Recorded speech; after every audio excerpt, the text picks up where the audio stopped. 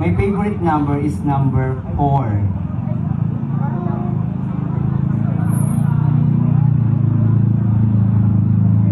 But I choose number 8. Favorite lang yun. Nakikinig ha. 10 pa lang. 8, 8, 8. Nakapaliwanag pa namin. Ay, naribagsak mo yan. Deduction yan. Okay lang. Game? Ready ka na? Ready. Pwede bang uminom ng Coke pag coffee break?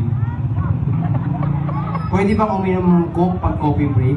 Naturalmente, pwedeng uminom ng Coke kasi coffee break lang naman yan. Kahit anong inumin mo, pwede ikaw. Tanongin kita, pwede bang uminom ng Coke pag coffee break?